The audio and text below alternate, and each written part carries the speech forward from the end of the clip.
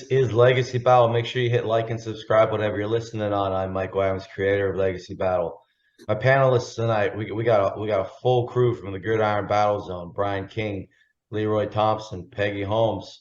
Joined tonight by former running back out of the Ohio State University, where he set the school rushing record in a bowl game. He's drafted in the 4th round by the Chicago Bears, would lead them in rushing in 1997. He actually started as a fullback with them after the Merrill Hodge injury, but then went to running back with them.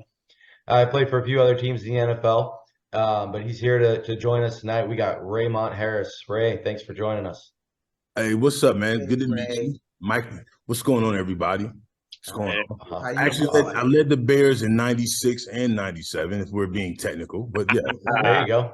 There you go. We're all about getting the correct information out here. Yeah. So tonight's debate is going to be the best running back whose career ended too soon.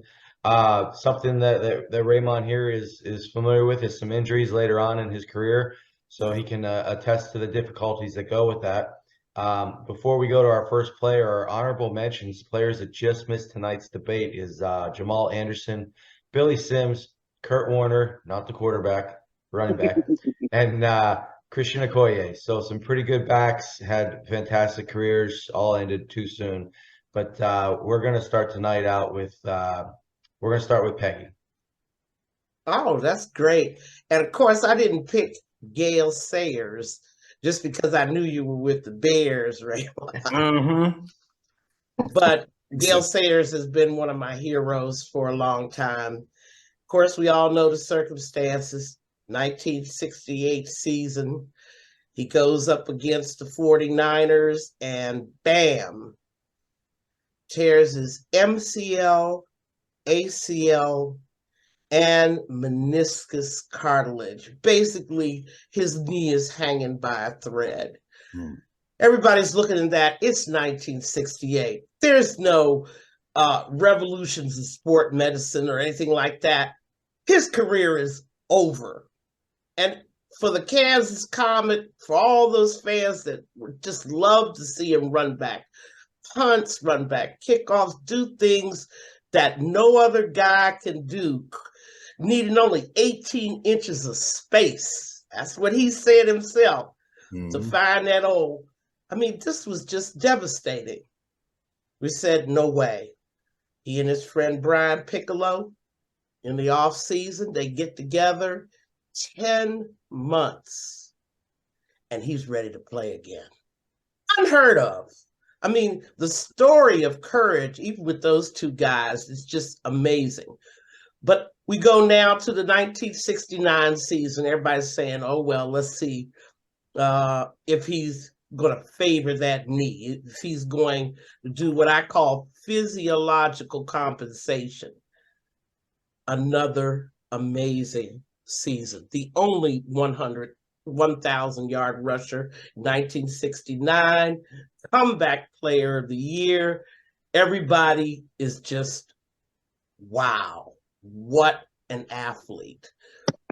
Unfortunately, after that 69 season, he comes in 70, and now it's his left knee that causes him all the problems.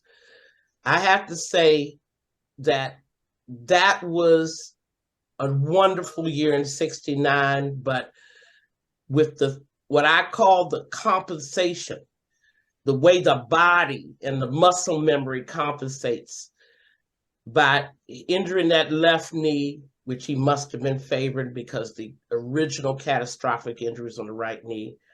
Basically, after that, he hurts his ankle.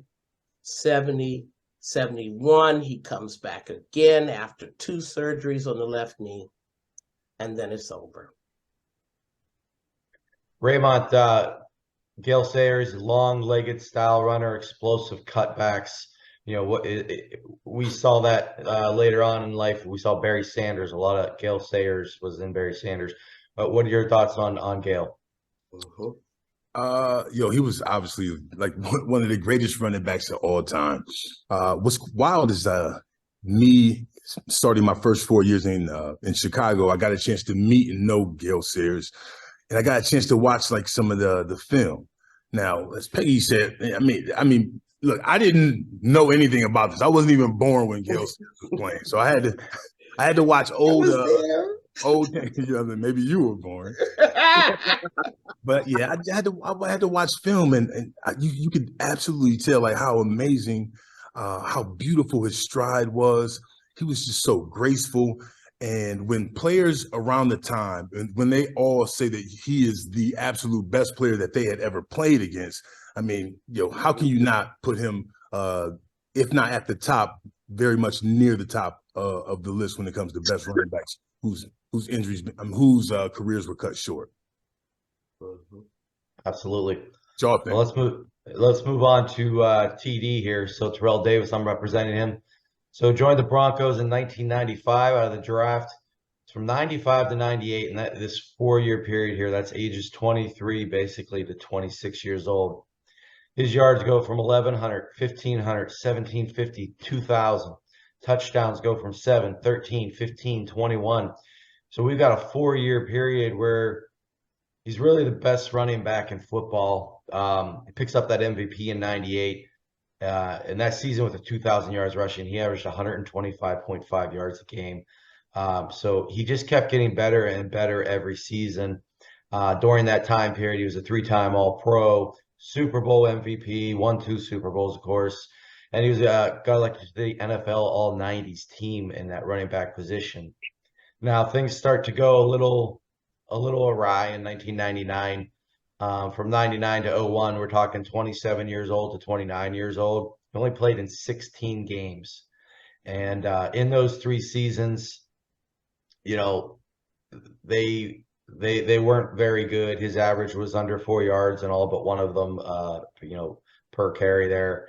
But it was in 99 where he tore his, I'm probably going to say this wrong, but the anterior cruciate ligament and the medial collateral ligament. So I'm not a doctor, but obviously. And then 2000, he had arthroscopic surgery on both knees.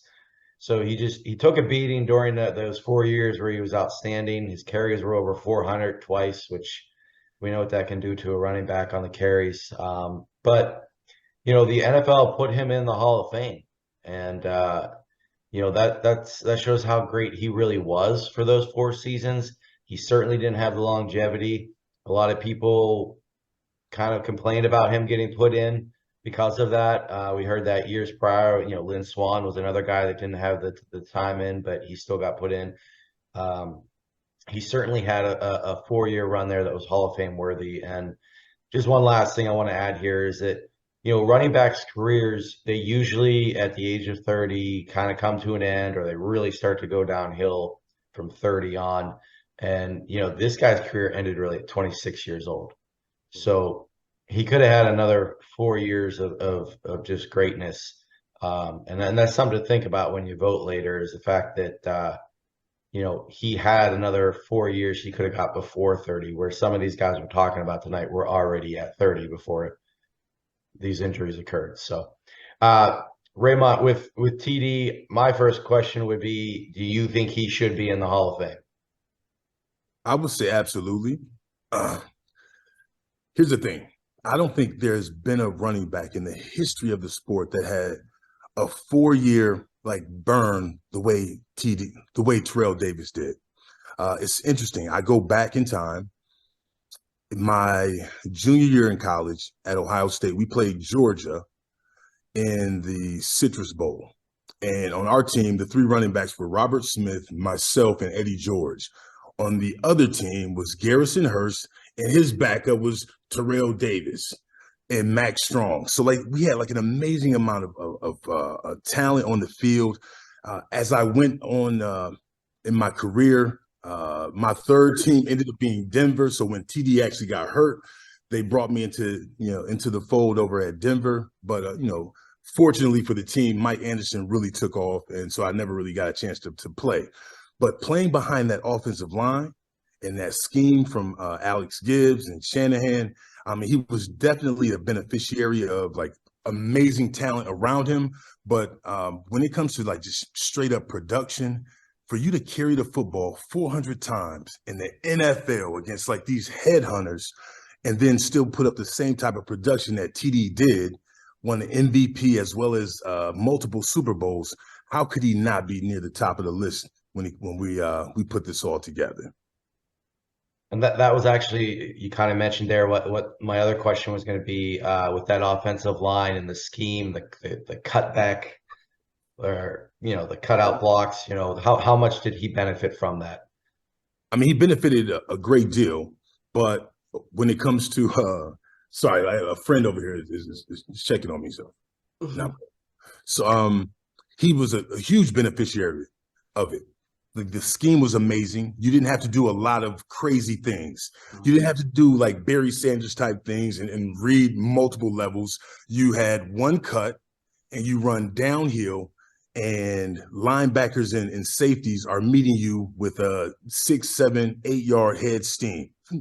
And he was masterful at this. So sure, he was a beneficiary of it, but I mean, not everyone could put up the production that he did. As evidence, in 2000, when he was hurt and Orlandis Gary was hurt and Mike Anderson, as a true rookie, they had him on starting. Mike ended up having 1,400 yards rushing, which is an amazing amount of yards. But if it were TD, it would have been over 2,000. So like that truly solidified like how great he was to me, seeing it firsthand. Well, let's move on to Leroy. I think we can all see who he's repping. I love it. Bo knows. All right. So the reason I believe Bo Jackson to be the greatest NFL running back whose career was cut short was for a number of reasons. The more I looked at it, there was the first thing that stuck out to me, besides being the only Heisman winner on the list, was how much Al Davis liked him and really wanted him as a teammate. He drafted him in 7th round after Bo said that he wouldn't play for Tampa Bay for many reasons. After they had drafted him number 1 overall, Al Davis liked him and respected him so much that he gave him the opportunity. He said, hey, you can play your baseball. Everybody knows Bo was a famous 2-sport athlete. That's the picture. And Al Davis was all right with him playing in Major League Baseball and doing what he wanted to do with that. He was extremely fast. He ran a 4.13 40, the fastest clocked 40 at the time.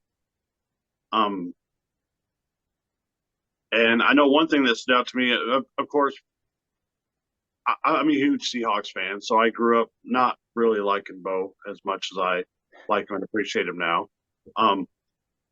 I remember in '87, in his rookie year, Monday Night Football game, Brian Bosworth had been talking about how, that they were going to contain him, saying Bo was overrated, overhyped.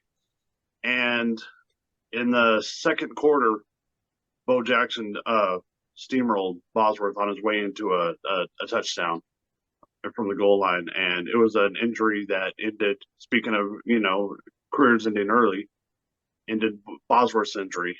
So, yeah, got him to be quiet about that. He ended up having a 91-yard touchdown or a 91-yard touchdown run later in that game. And actually, Bo Jackson, in the 4 years he played, 3 of those years, in 87, 89, and 90, he had the longest touchdown runs from scrimmage with 91, 92, and 88-yard runs. So that right there shows his speed also. But in that game, also, to go back to the Monday night game with the Seahawks, besides having that 91-yard run that game, he had 221 yards total rushing that game. So, he showed Bosworth a lot. He really put his money where his mouth was, and that 221 yards is still a Monday night record to this day. Mm-hmm. He ended up averaging his rookie year 6.8 yards per carry. His career, he averaged over 5.4 yards per carry, which is, a great number. To me, it shows vision, of course, speed that we talked about. And Bo was also a great example of power, in my opinion. We hear about in January 13th, 91, he had the career-ending injury against the Bengals when he was tackled on yet another long run of 34 yards. But what a lot of people don't know is after the injury that knocked his hip out of place, that he attempted to push his hip back into place because he wanted to keep playing. And to me, that shows toughness. So, we hear about these running backs that are tough and fast and this and that. But to me, Bo Jackson is all of that. He was fast. He was the first two-sport athlete to be an all-star in the NFL and MLB in the same year. He's paved the way for others, and of course for that generation.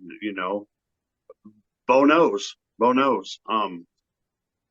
we saw a small sample size in the 4 years that he was with us in the majors and the NFL, and in my opinion, is the best NFL running back to have his career ended short. Raymont, Bo Jackson could not be caught. Once he was in that backfield, he was gone. What are your thoughts on Bo? Oh, he was a rat. It's a wrap. Bo Jackson was my idol. He was the reason I got number 34 because he was so good, so talented, and I tried to pattern my game after him. Unfortunately, I didn't have the same speed and explosion that he did, but he was our generation's Michael Jordan, like in football. You can only imagine like what he could have done if he just played football by itself. And when you look at like the career numbers, the amount of explosive runs, like my guy said, like Leroy said, 3 years he had the longest run in the NFL, and he didn't play, the entire season as everyone else did. So he had like an amazing like yards per carry for his career. He was the strongest, most explosive, fastest guy. He was one of those guys who, when you're on the opposing team, usually like you're like listening to the schemes, and you're listening to the offensive line coach to give you some pointers on like where you should maybe be cutting the ball and paying attention. But if Bo Jackson or Barry Sanders were playing, yeah, you're watching the screen to make sure that like you're not missing out because he was like the actual players. We were fans of him. So it makes perfect sense for Bo Jackson to be high on this list as well. Let's move on to our final player tonight. Go ahead, Brian. All right. I got Priest Holmes. So Priest, he started his NFL career in Baltimore with the Ravens, but he did not have as many opportunities as he would have hoped. Over a 4-year span, the undrafted free agent only gained about 2,000 yards, playing second fiddle first to Eric Brett and then to Jamal Lewis. In 2001, he finally got his chance to shine after inking a deal with the KC Chiefs. And man, did he make the most of it. Over 1,500 yards on the ground, the rushing crown, 10 touchdowns, a league-leading 2,169 yards from scrimmage, and was named first-team All-Pro. So how did he top that? Well, in 2002, he had over 1,600 yards on the ground, led the NFL with 2,287 yards from scrimmage, and found the end zone a scorching 24 times. That is the third highest total in NFL history up to that point. And his 163.4 yards from scrimmage per game is still the all-time highest average in NFL history. He was named first-team All-Pro again and AP Offensive Player of the Year. So now, how could he possibly top that?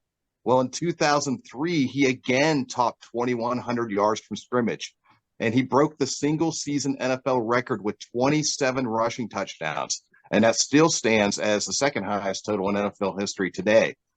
In 2004, he was rolling again. He had 892 rushing yards and 14 touchdowns in just 8 games, headed for another superb season, but that's when disaster struck.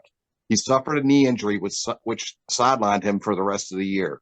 In 2005, things got much worse for Priest. He suffered a spinal cord injury after a hard hit from Sean Merriman, and this one pretty much did him in. He tried to come back a couple years later, but it was unsuccessful.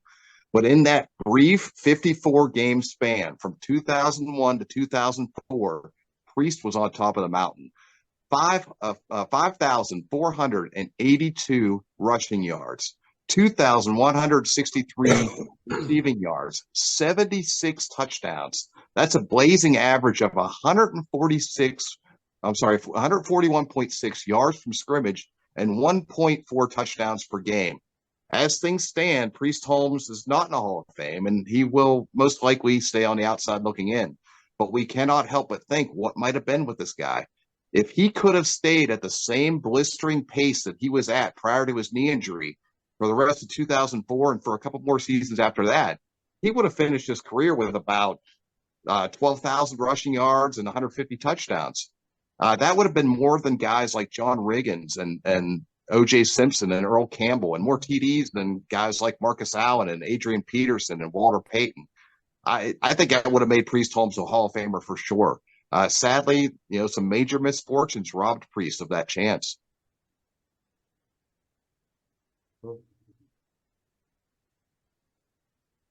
I know y'all gonna cut this part out. Yeah. So Raymont, Back. what are your thoughts on Priest? The career cut short. You heard what I said there. I know you said that about the 4-year span for TD, but I really think Priest's 4-year span is probably right up there. Oh yeah, absolutely. I'm with you. Priest was another one of my peers. He's a guy who was making it happen during the late 90s, early 2000s. And what was so impressive about him was he started his career somewhere else. He was a 1,000-yard rusher there, then got lost in the sauce, was able to go to a brand new team and not only pick up where he left off, but he was so much better in that Kansas City offense. You talk about one of the earlier guys who were like explosive and like not only running, but also like pass receiving. What people don't realize is he was one of those all-purpose backs who you could keep him in on third down because he was a good enough pass protector that he'd also protect the quarterback, so he wouldn't be falling off and putting like the offense in a position of a liability. So that's what made him even so much better and allowed him to like build up like a lot of yards like on third down as well. Priest Holmes is amazing. For me personally, I with him playing like 8 or 9 years, that's like 3 times the amount of seasons that like a running back can play. Now, of course, it's cut short by injury, but he also, played damn near 10 years. So for me, as amazing as he was, and if we're just being specific to like what we're talking about, in this category, he would fall down a little bit lower on the list because of the amount of years he had a chance to play. Right. Makes sense. Well, let's see. Since the host isn't here right now, he'll be back in just a second. Let's go ahead and just move on to the Q&A, and then we can backtrack to the vote. Cool. So, Peggy, do you want to give the first question for Raymont? Yeah, and I've been thinking about this question ever since I heard you were going to be on. Oh. But this is a question I know you can handle. This is something that's been said today in the NFL, is that running backs are a dime a dozen. They have short shelf lives. We can get anybody to run the ball. Do you agree with that perspective from a coaching point of view and then from a player point of view? From a player point of view, I understand what they're saying. And I see why people say things like that. There are people that have been wildly successful as mid-round draft picks, as undrafted free agents, and that have gone on to have like amazing careers. But in my opinion, that's really on like the personnel departments and how they pick these guys. Didn't necessarily mean that those guys were a dime a dozen. They just were overlooked and people didn't understand how good they were. someone like Terrell Davis didn't go until the 6th round. Didn't mean he wasn't like amazing. It just meant that, you know, people didn't have a true idea of like how talented he was because he rarely got a chance to play like when he was at Georgia.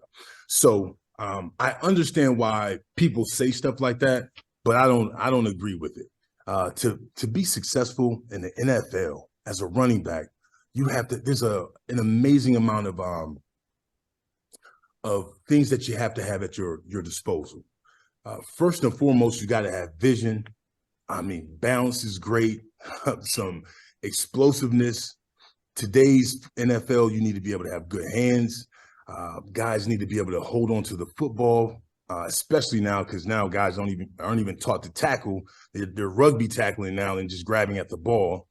Being able to actually like understand and know how to read defenses, like all of these things come into play when it comes to like being a successful running back. And when you look at the list of running backs over the years that have gone on to have like success, for the most part, unfortunately, there are so many guys who were really, really good. And then after, I don't know, year 3 or 4, or by the time they get 30, they just kind of fall off the map. You can look at someone like Sean Alexander. He was amazing. Out of nowhere, he's gone. Le'Veon Bell, probably the most talented all-around running back that we've had in the last 20 years. After being so successful, boom, he's gone. And we can go on and on and on. So you can find some guys that are maybe like in the 5th or 6th round or undrafted free agents, but that doesn't mean necessarily that they are not great running backs. They could have just been overlooked. Go ahead, Leroy. First off, I love that topic, and I love those thoughts because growing up a Seahawks fan, I'm a huge Sean Alexander fan. So I know I get, I hear people debate all the time that the only reason he was good is because he had a good offensive line. But, your comments on vision and, the mental toughness and stuff, that's awesome to hear. My question is more of a personal. You talk about the Ohio State Georgia game and the personnel on the field with Garrison Hurst and Eddie George. I mean, just all these stars. And I'm a nostalgic individual. What is your best experience that you ever had with personnel, teammates, rivals, whatever, with other players that you play with, either in college or the NFL, Mr. Raymont? My best experience? Yes, sir. Meaning like just dealing with like other guys? Yes, sir. You know what? It would have to be college. Now, it's where I went to school was a different kind of place, and it wasn't the run-of-the-mill college for across the country.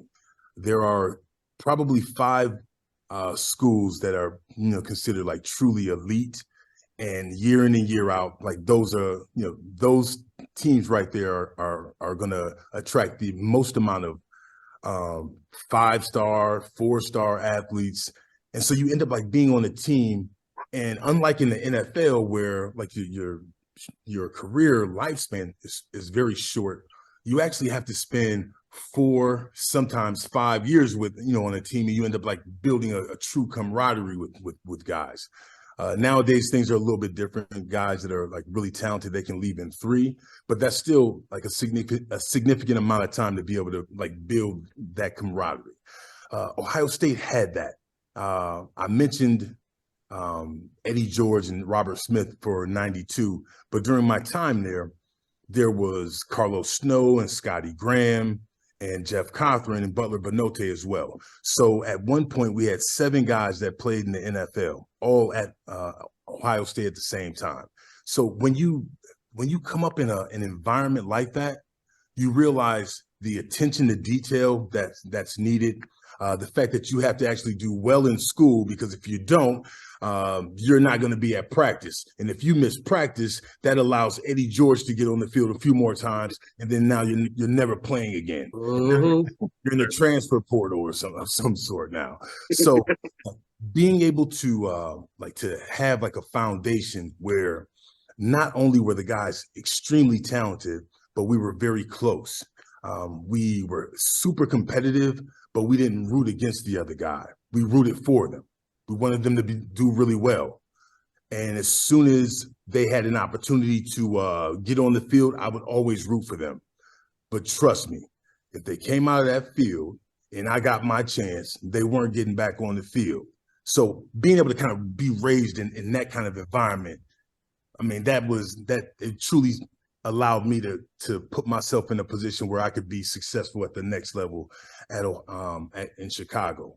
And actually, if I'm being honest, my entire 4 years with the Bears, there was never a collection of talent in the running back department as it was like in college. Right. That's awesome. That's awesome. But Raymond, as I understand it, you recently launched a nonprofit called Gene and Raymont Harris Foundation. Could you tell us what's the ultimate mission of that project and how it came about and how our viewers could donate? Yeah, absolutely, man. Thank you so much for bringing that up. So for the last 15 years, I was working in Ohio State's athletic department. I was the director of development, meaning I did major gift fundraising for the entire athletic department. And then just recently, I decided to go out on my own, retire from Oak State, and start my own business. And that's an elite mindset coaching, consulting, and public speaking business. And then I realized that there was, I had this skill, I have this gift that I've worked on for a number of years of being able to get my hand in other people's pockets and take their money. So it didn't make sense to just kind of let that skill go away. So I decided to actually start my own nonprofit and start raising money for something that matters more closely or is more closely aligned to the things that I care most about. So I started the Gene and Raymont Harris Foundation. Gene Harris is my mother. And unfortunately, my mom passed after giving birth to me. So the mission of the nonprofit is to provide health, wellness, and free mental health resources for families affected by maternal mortality. Uh-huh. And then also providing free mental health resources for former athletes as well. Because when I look at it in its totality, those two groups are the two groups that truly make up me. And those are the areas that I really struggled. And I'd love to be able to provide some kind of solid foundation for someone else coming up after me that may, unfortunately be struggling in those same areas. So I just announced the nonprofit, and if someone wants to be involved, you can go to RaymontHarris.com, and on there you'll see ways to be able to actually contact me, and then they won't be contacting me. You contact my business manager, and then also that will allow for an opportunity to be able to see how you can be involved, whether volunteering or stroking a nice big check to help us support families in need. That's great. You got time for one more, Raymond? Man, I got time, man. That's all I got is time. All right, awesome. Okay, go ahead, Peggy. I'm waiting, and congratulations on finding that life after football. I went online and saw the work you're doing under EMP, and it really does show that, a person can take their gifts and just, make more, a second career, a second win. And that's really great you've been able to do that. And my next question has to do with that dark 1999 season when you were hurt. Fans all over the NFL would like to know what is going through a player's mind as he's rehabbing. Is your life flashing in front of you? You're thinking about other alternatives? When you get back on the field, are you thinking about what happens if I get re-hurt? We'd like to know what you were thinking about your future and your career while you were rehabbing from that injury. Peggy, I think that's a great question. Thank you so much. I don't, in all the years of getting interviewed, I'm not sure anyone has asked me that. It truly is a dark place. I was in between teams, so I wasn't signed. So I was an unsigned free agent. And that alone provides like this feeling of being in no man's land. So you don't have a team to actually go to rehab, to work out, to do any of those things. So you have to kind of find other resources. Fortunately for me, I went back to Ohio State, my alma mater, and there are so many guys that are currently in the league that I had the strength of friendship and resources at my disposal to be able to get healthy and get back. It's hard not to doubt yourself.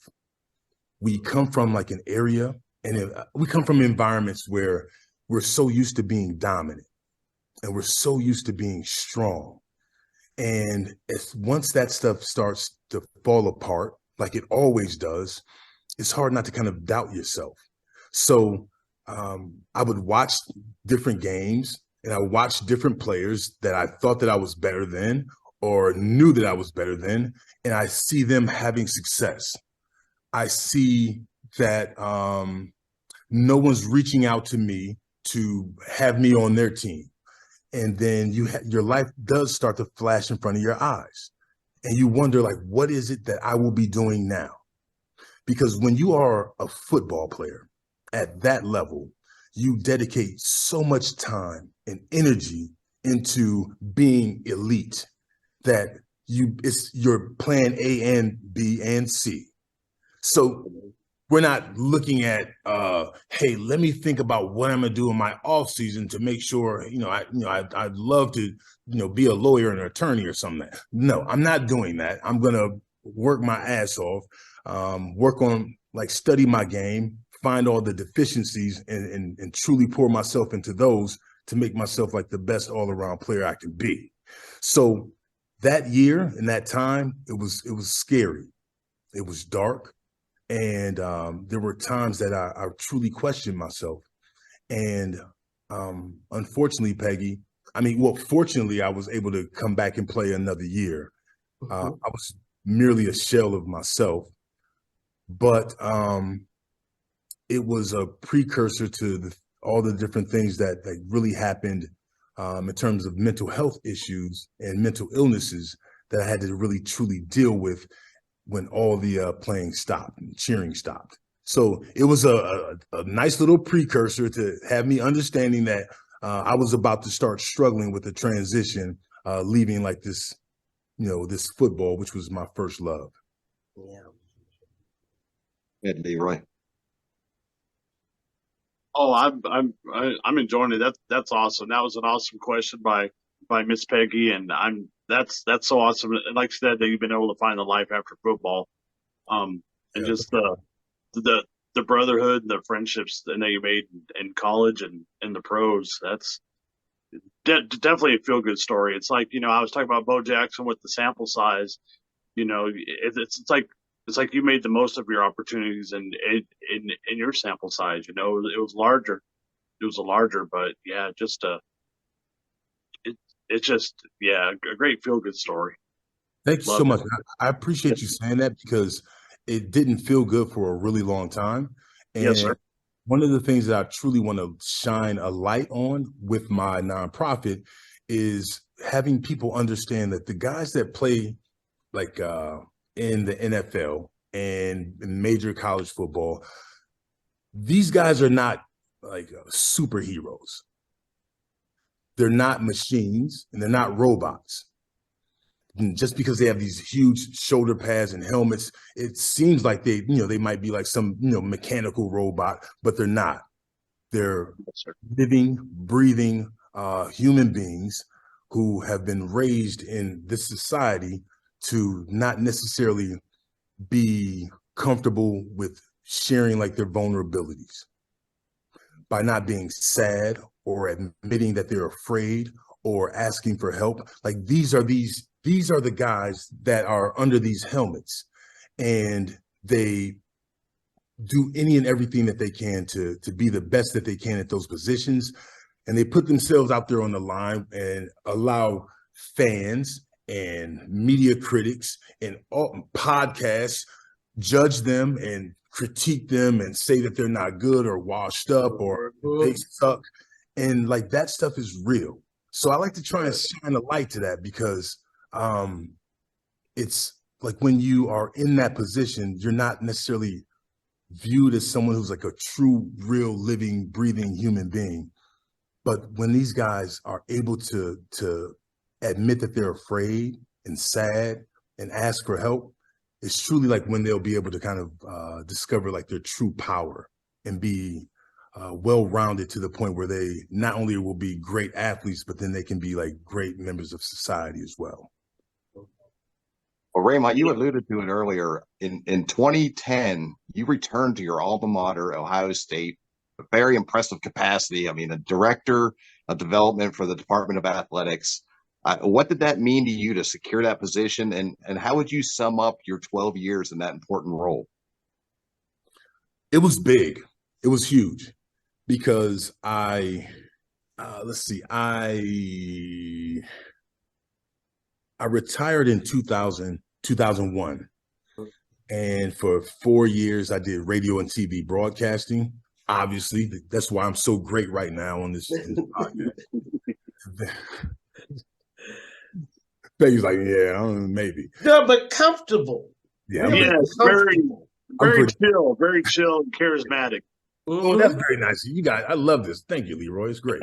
Yeah, just being honest. Thank you. That's our Leroy. I got it. So for 4 years, I did radio and TV broadcasting, and then I did home mortgages for JP Morgan Chase. So I kind of bounced around for 8 years, like truly figuring out like what it was that I wanted to do.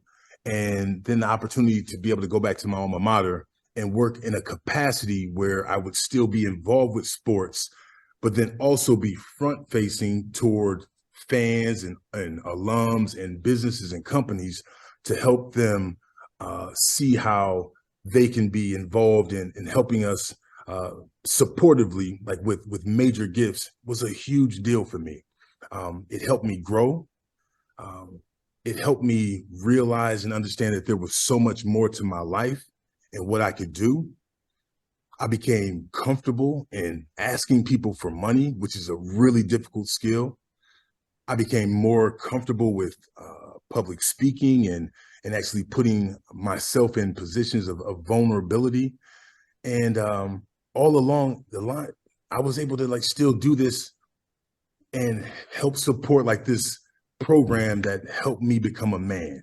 So I felt like purpose and passion, and I felt like I was getting better as well. So that 2010 opportunity to actually work in the university, I actually first started in the business school. I worked there for 2 years before I went to athletics. And so to work 14 years there, it truly was like pretty much life-changing for me. Great question, BK. Can I ask one more? Can I ask one more? Come on, Peggy, let's go.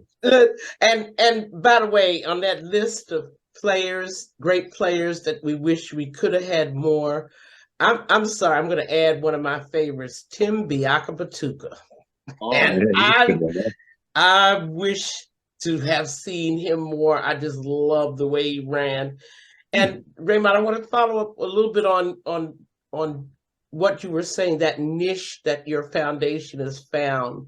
One of the major issues NIH is now actually funding with grants is that infant and child and maternal mortality, which heretofore has been an issue that's really not been neglected. So I really hope that you start making connection with some major institutions, because it's been neglected too long. Yeah. Among people of color, our rate of infant and child mortality is 3 times the national average.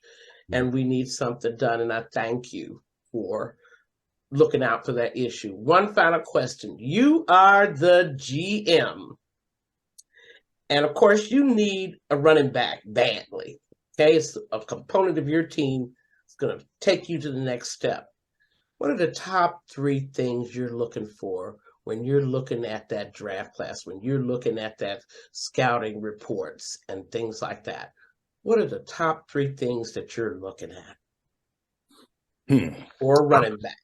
So I'm the GM for who needs a running back? Mm-hmm. I'm not sure who needs the Bills. How about the Buffalo Bills? They need to upgrade badly. The Chicago Bears. They're gonna and the Bears too. Poor Montgomery and Singletary. But anyway, what are you looking at? What are the top 3 things you want this guy to have?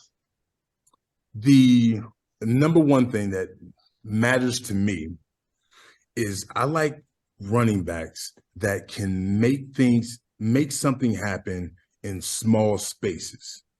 So when it looks and feels like they are not gonna gain any yards, they're able to find a way to make some yards. I also love running backs that fall forward, who don't go backwards. So to me, currently, my favorite running back in the NFL is what's my guy's name? I just lost his name for the Cleveland Browns. My guy. Oh, Nick Chubb. Yes.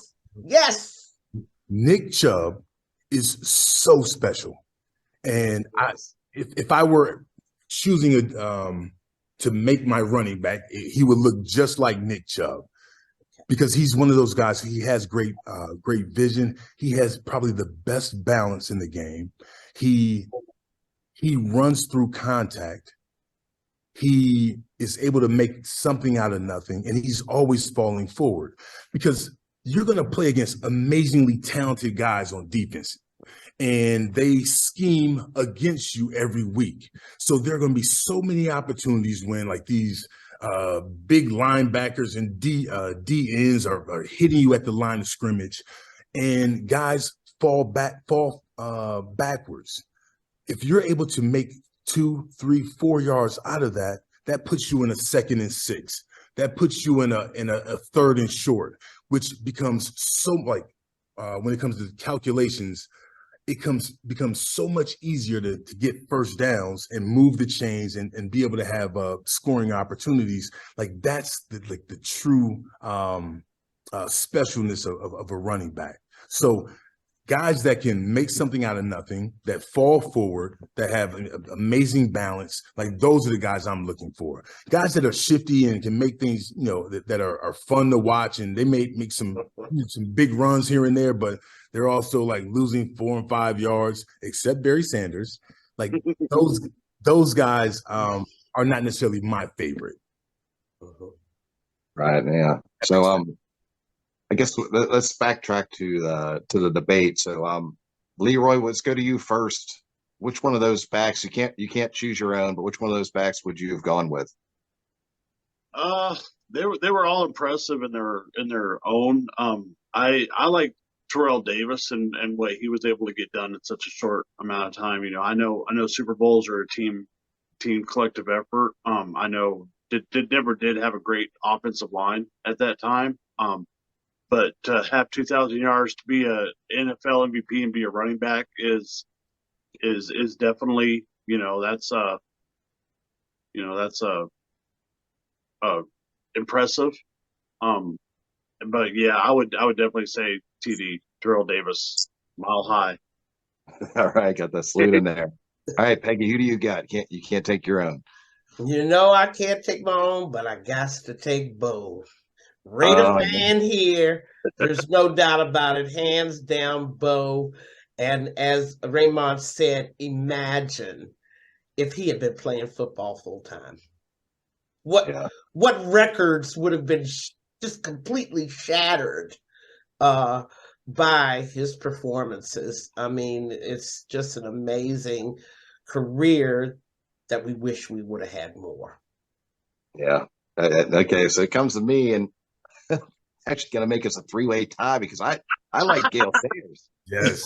Gale Sayers to me, I mean, what he was doing was amazing. I mean, he set the touchdown record. He had 6 touchdowns in a game. I mean, that stood for years and years till finally Kamara just broke it a couple of years ago, or just tied it. But so it's like, who knows what that guy could have done? He was only, I think, 27 or something when he left the game. I mean, it's That's just correct. like, man. I mean, he was a threat every time he held the ball, whether it was a kick return or a reception or a rush. He could take it to the house anytime, anywhere on the field, any conditions too. I mean, if you look at that 6 touchdown game, that was in the mud against the 49ers. I mean, I don't know how he did it. So I got to go with Sayers. So, all right, Raymont, you can break this tie now for us. So which running back do you got? I absolutely understand Gale Sayers. He was probably the most special. I love the idea of Bo Jackson. He was my hero. And it's hard not to think that if he wasn't on the field more, he would have continued to do like some of the most amazing things we would ever see like on a football field. But when it comes to this category, guys, I'm going to go with Terrell Davis because of when we talk about like the running backs that are special to me, the guys that make something out of nothing, the guys that fall forward, and the guys that are able to really put their will into like against the defense, that like the defense is all strong and great for the first 3 quarters, but then the fourth quarter, they're wearing down, and that's because the running back is putting that fire on them. Like that's why I would go with like someone like Terrell Davis, and I think about like what he could have done. Like, so after he got hurt, then that allowed Alandis Gary to get 1,000, I want to say 1,300 yards. TD was hurt. That allowed Mike Anderson to have a couple 1,000-yard, seasons.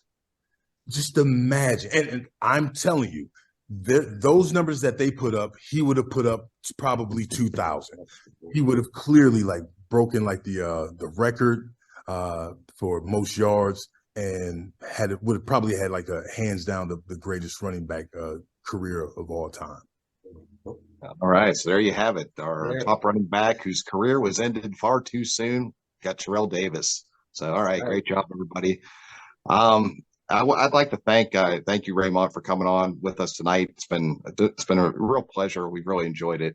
So everybody out there, if you haven't subscribed yet, please subscribe. YouTube, Spotify, iTunes, we're everywhere. You'll find us somewhere. Just subscribe, and we're going to keep on trying to pump this content out for you guys. So everyone have a great night. Guys, make sure you follow me on IG. Follow me on Instagram, Raymont Harris, Raymont_Harris, Instagram. I'm trying to make my space right now in this new age of marketing, and so I look forward to all 3 of you and all your listeners. Like, follow me.